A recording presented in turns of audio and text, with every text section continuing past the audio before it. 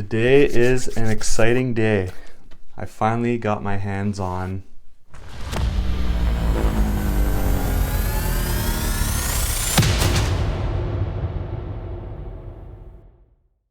Hey everyone, welcome back.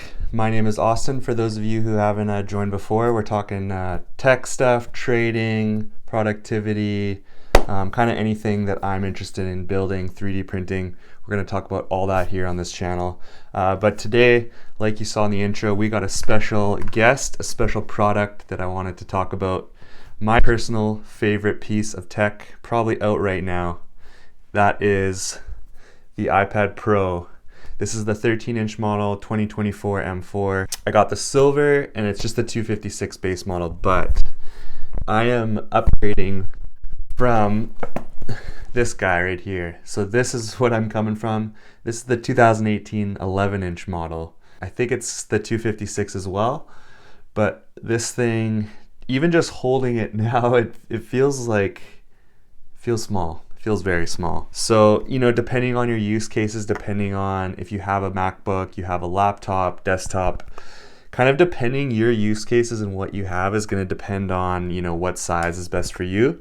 But, as we go through this video a bit more, I just want to talk about why I went to a 13-inch model.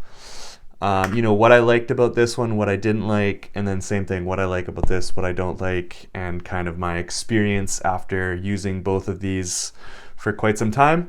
This I've used since almost 2018, where my 2024 model that I just got is about a week of usage so far. So just wanted to kind of go through my first impressions as well for that. So first of all, just going through a few things. I wanted to talk a bit about the design, screen size, weight, just holding it in your hand, kind of that feeling and using, on a day-to-day.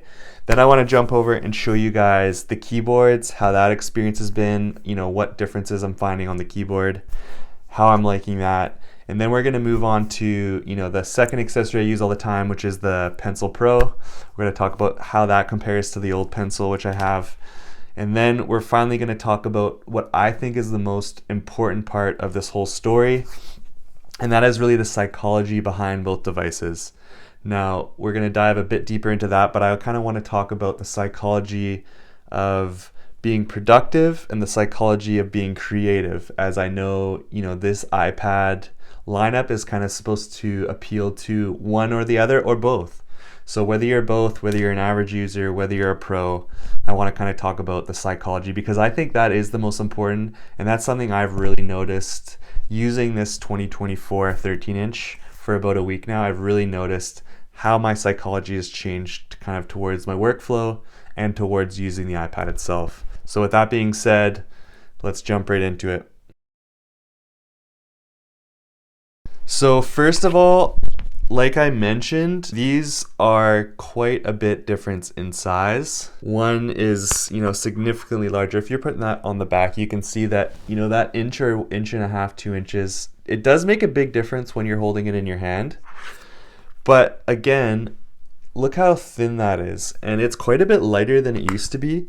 So when I'm holding these side by side, I think if I had the old 12.9 inch, even the M1, M2, that weight difference, I wouldn't have been using this as a tablet as much. I wouldn't be sitting on the couch probably as much, maybe for drawing on a tabletop, but for just, grabbing it off the keyboard, reading a book, anything like that, just watching YouTubes on the couch. It's quite comfortable, to be honest, to hold the 13-inch. It feels bigger for sure coming from the 11. It's not too big where it's heavy in my hand. My wrist is going to get sore from holding a big slab for too long. Something that I have had to sacrifice is the portability.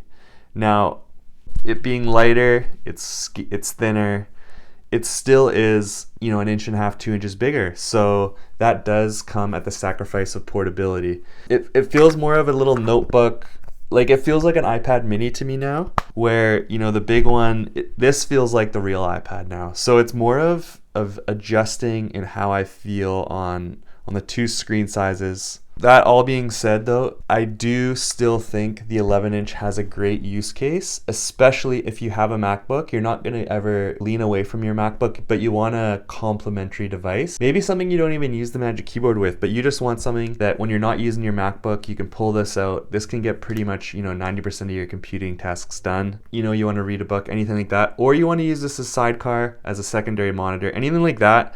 I had a good experience using this alongside my 13-inch MacBook Air. But again, going back to the bigger screen, this thing, even if I want to use this again as a complement to my MacBook, it's still going to work. Now I actually have two equal screen sizes. I have two 13 inches side by side, which almost for me as a day trader, as a creative, is kind of a better workflow. But again, you're sacrificing that portability. Now this thing I used to put right in my side satchel and it was great. This thing, I'm bringing an entire laptop bag. So again, those are a couple things that you have to think about when you are, looking at the comparisons of the 13 to the 11.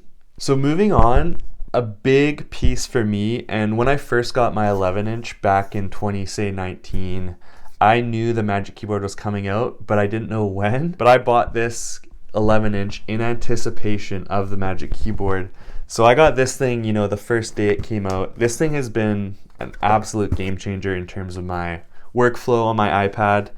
But again, having that smaller size, it made it feel, it was a little cramped for me, especially as I wanted to gravitate towards using the iPad more and more. I still felt like I was limited in terms of my workflow and what I could get done. And again, my psychology of what I wanted to get done, just because of the smaller form factor, it just didn't feel as comfortable coming from a MacBook over. Something else I do want to touch on is just the build quality and the materials used in this thing. So as everyone knows, this first keyboard had the rubber coating that Apple's known for on both sides. Also inside it out, it had that same rubber kind of plasticky feel. Now, I've had this thing since it was released, and although it looks, it's not in the best condition ever, it's got some bad edges and corners. I haven't been delicate with this thing. This thing gets thrown in and out of my bag, taken to cabins, road trips, traveling, planes, trains, automobiles. This thing has done it all, and I haven't been easy on this thing. And, for as much use and hundreds of hours as this thing has got, although it doesn't look brand new by any means, as you can see, it's got tears in the side, in the corners here, chunks out of the side. Other than that, it works great. There's been no issues on that front, but you definitely can see the wear and tear on this. Now, upgrading to the new Magic Keyboard here, as you can see, I also went for the white silver color because I like that refreshed silver iPad. I wanted to kind of join it all. Plus, I really like the clean aesthetic. I came from all black, pretty much, or space gray everything, and I loved the dark, but I'm trying to branch out a bit, and I really like how clean and simple, and it makes me feel like more of an original Apple product with the whites and the light silvers. The things that really stick out to me is, first of all, without even opening it, is this plasticky rubber material on the outside.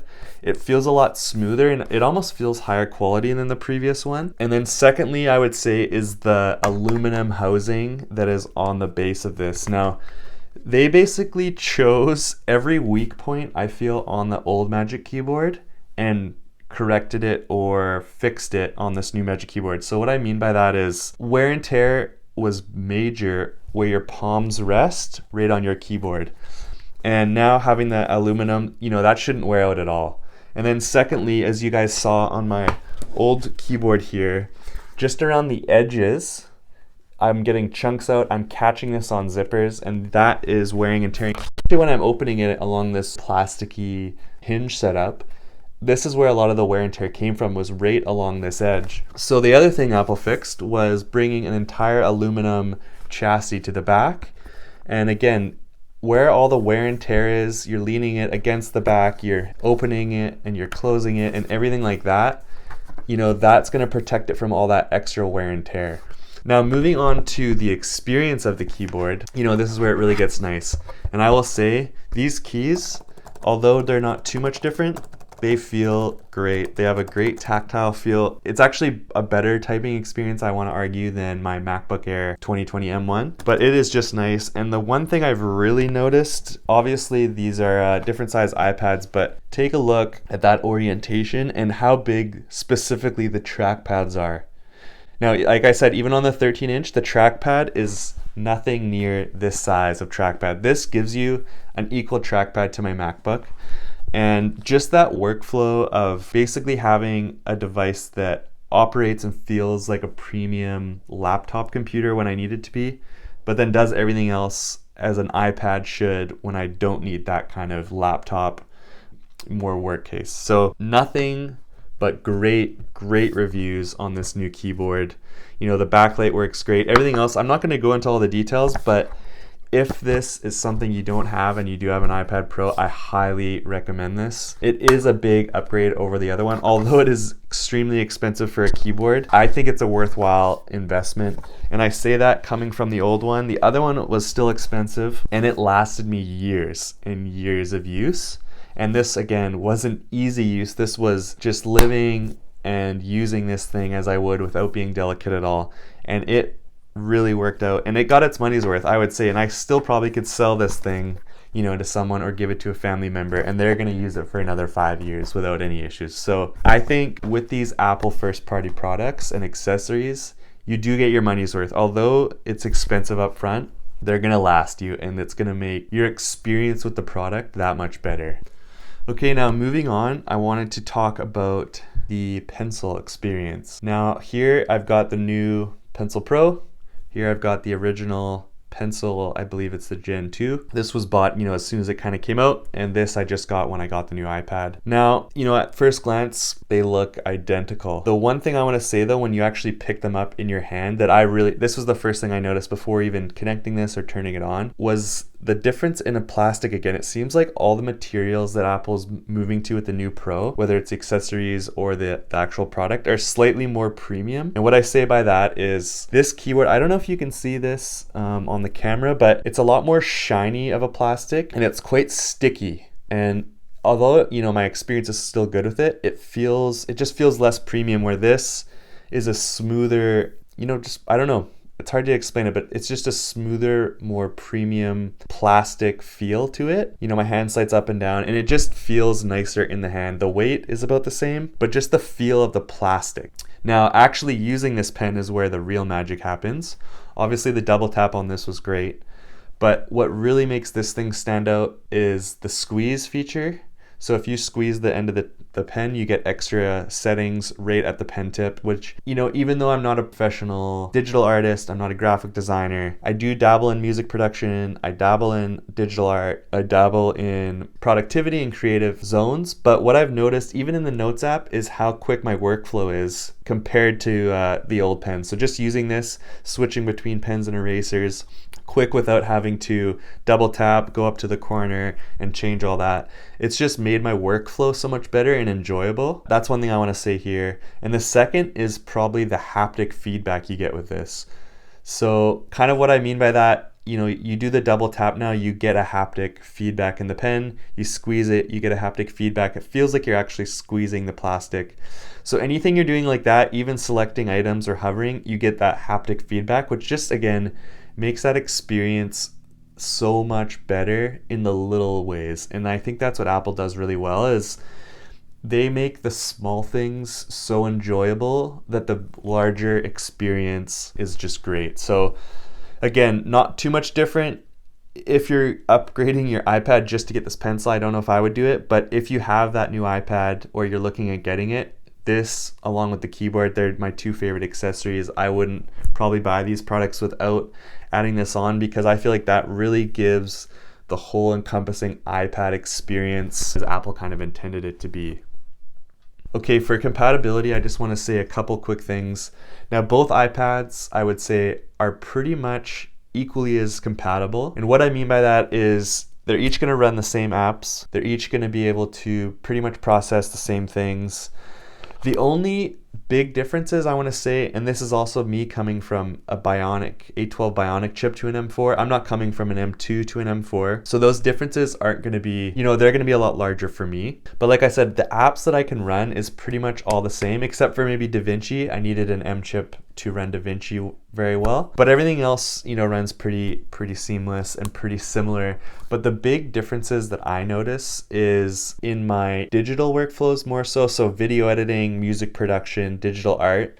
When I'm rendering, when I'm scrubbing a timeline, anything like that is when I'm really noticing the speed, the efficiency, and kind of the workhorse mentality of this new iPad. And it's really making it feel more capable to me, more compatible with more things. But in essence, it's not really. Maybe the biggest compatibility difference for me, and that's again coming from the A12 Bionic to the M4, and just in terms of moving into the M series chip, and that's probably external monitor support. Now I did have this before, but it gave you that mirror display with the two thick black lines on each side. So it didn't feel, like a premium experience, but now you plug that in, you get Stage Manager popping up, you get the whole desktop experience as you kind of would expect. So in terms of capability, I would say that's the biggest thing. But other than that, being truthful, both of these devices can do very similar things in terms of compatibility. Finally, and I think this could be the biggest part of the whole conversation, for me especially, and some of the biggest things that I've kind of noticed using both devices now, and this is where it comes down to the psychology. The psychology really separates the two products. Now, like I kind of introed in the video, this to me, in my head, I grab this and I just want to open YouTube, or I want to open a game, or I'm scrolling even my social media, my Instagram and things on this, where I can't say, other than maybe wanting to watch YouTubes on this or the odd movie if I'm doing something, I'm not really grabbing this to scroll social media. I want to grab this because I'm going to edit a video, I'm going to build a thumbnail, I'm going to draw some digital art, I'm going to make music on Logic Pro. I wasn't necessarily grabbing this for those kinds of productive, workflows. And this is both on the creative side and I would say on the productive kind of business side. Again, I'm not going to grab this device as a day trader. I'm not going to grab this device as my main day trading device. Just for the simple fact that it's small. I like, at my desktop setup, I have multiple monitors and I like the larger canvas. And again, it's great and it does everything, but I feel like it doesn't pull that I need to get something done attitude. It more makes me think I want to sit on the couch, put my feet up and relax and consume some content. Now, obviously that's not going to be for everyone, but it's really been noticeable for me that I feel like my MacBook will get less use because that desktop, laptop, OS feel that I got from my MacBook, I basically have that exact same mentality towards my 13-inch iPad Pro.